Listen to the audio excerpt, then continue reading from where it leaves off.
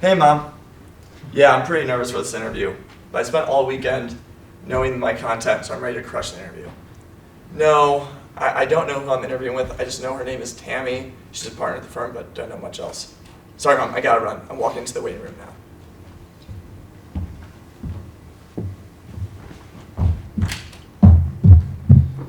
Hi, Brett.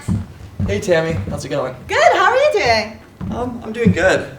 It's a beautiful day in Palo Alto. Is the weather always this nice in November? Yes, it is. It is. This is your first time here? Yeah, I'm from the Midwest, and it's snowing already there. Got it. Well, welcome here. So, I'm looking at your resume. Cut. How many of you think this is going well so far? Show of hands. How many of you think it's too early to tell? Let's see what our participants think. Brett, how do you think it's been so far? As most of you guys said, I think things are going pretty well. I complimented the weather, talked about the city, and now I'm ready to crush this interview. Interesting. Tammie, what's your opinion? I've had 10 interviews today. I don't feel a special connection with this guy. He doesn't stand out. Wow. Did you just see how in the first 10 seconds itself, there's such different opinions of how it's gone among the two people? First impressions in an interview are critical. When they say don't judge a book by its cover, that's actually what we do most of the time. First impressions are usually formed within the first 17 seconds of meeting someone, and then they're only reinforced with time with high correlation. Research from Amy Cuddy shows that 80% of your first impression is based on two traits. Strength, how capable and competent is this person? And warmth, do I trust them? Thing is, it actually starts before it starts. Your preparation can key you up for success for the rest of the interview. Consequently, it could also put you on your back foot so that you're always kind of struggling to catch up. So let's take a look at a couple things we can do to enforce good habit building to set you up for your best success. First, let's check our online presence. Brett, if you wouldn't mind, thank you. When was it you thought you first saw Tammie and she first saw you? When Tammie walked down those steps, opened the imaginary door, and saw me sitting in the waiting room. I think that's maybe true. But more likely probably is that she did her research and she saw this. This is a beautiful picture of you, I think. It's taken Good-looking guy. Good-looking guy. Nothing we can do to improve upon this, but please, let's think a little bit about the production value that we're putting into this. The lighting is a little bit off. You can't necessarily do any better than this when it comes to like the smile, but there is more you can do for a high-resolution camera. Let's see what we can do. Let's put you into the Brett you can be. You're looking good. Thank you for that. All right. Another thing you might want to think about is dressing appropriately. I was hoping you might kind of walk me through some of your thinking when you got dressed. I know that Tammie's firm was business casual, so I thought it'd be good to match business casual and be a part of the team. I can see that. Anyone? Agree? Yeah, all right. I might suggest one other thing. Maybe consider that if they're going to be business casual, let's zhuzh you up just a little bit, one step above. How do you feel? I feel a lot more confident right now. Yeah, I like to hide behind the blazer too. And the next thing to remember, you're already on stage from the second that you come in. Can I borrow your phone for one moment? Great. I like this. I'm going to give this back to you. Ooh. As soon as you are done with the interview, you can use this to call the Uber when you're done. When they see you using the phone, it looks like you're not there, you're not ready. Let's set you up for the best success. You are here, you are present, yeah? Okay? So remember, think about all of these things before you go in. Remember that there's going to be some habit building that happens, and we want to make sure that you're set up for your best success because it starts before it starts. And now let's prepare you for what it's like in the waiting room. Brett, would you please act like what you did before?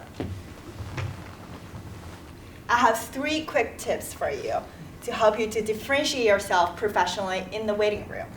First, try to plan to stand up. Standing up based on Arthur Papiwalis gives you more power and confidence. Standing up gives you more energy because it's so much better than if you would have slouched in the couch.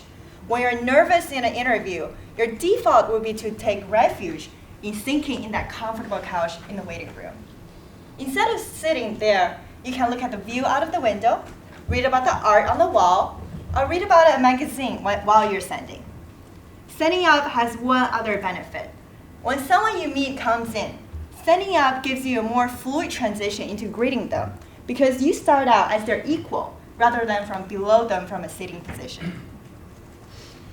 The second tip we have for you is to make small conversations. They can be with people in the receptionist or they can be other candidates in the room. This helps you stretch out your vocal cords so you can deliver a more clear and resonant voice. And hopefully, the admins will see that you're a friendly person and you're a better fit for the company's culture. Convert them into your allies. The third tip we have for you is to master the meet and greet. You won't be able to immediately have this high energy as soon as you see someone in that first millisecond. Therefore, prepare the mentality for solid first impression. Think about what you want to do to be confident, to show enthusiasm, and show that you're polished. Greet them with an open gesture, a firm handshake, and a direct eye contact. Brett, let's practice this. Hey, Tammie.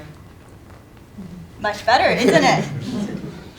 So as you can see, there are 3 quick tips for you to prepare in the waiting room. As we said, it really starts before it starts.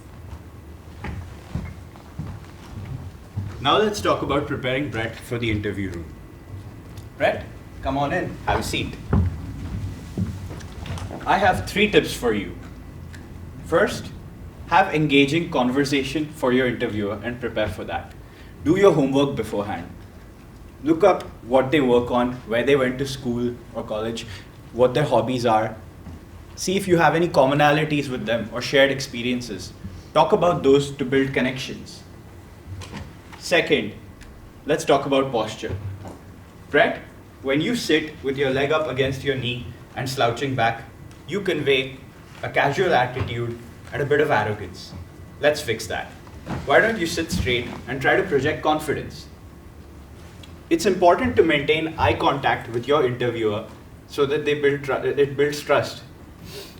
When you look away from your interviewer and talk, they might think you're not being genuine. Third, it's important to mirror the energy in the room. Practice this beforehand. If your interviewer is low energy or tired, don't be too peppy. If your interviewer is high energy, try to match their level. You want the interviewer to be comfortable with your energy level and not be awkward. So to summarize, 3 tips. Do your homework on content, have engaging conversations, have a confident body posture, and mirror the energy level in the room. Remember, it starts before it starts. Now let's see if Brett has learned through this process. Wow, I walk into the waiting room and I don't have my phone out. I'm so prepared.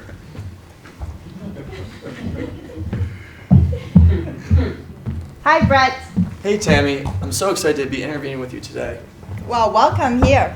I noticed by looking at our LinkedIn that we have a common connection. How do you know RJ Miller? Oh my God, we went to GSB together. Oh, he's my neighbor. Do you have any good stories about him at his time at the GSB? Totally. Let's talk about it.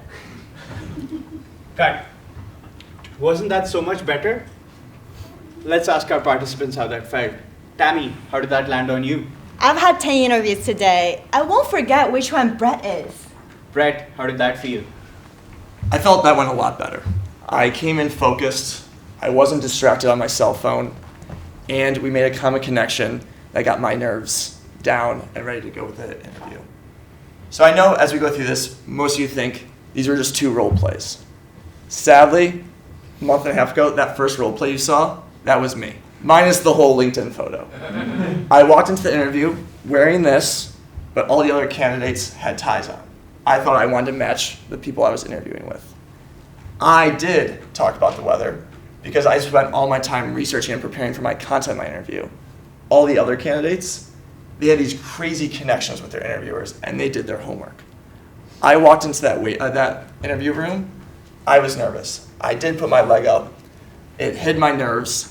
I thought it portrayed confidence, But when I got the feedback after the interview, they told me that I crushed the interviews. I was the most qualified candidate for the job, but I didn't get the job because they felt I didn't take it seriously.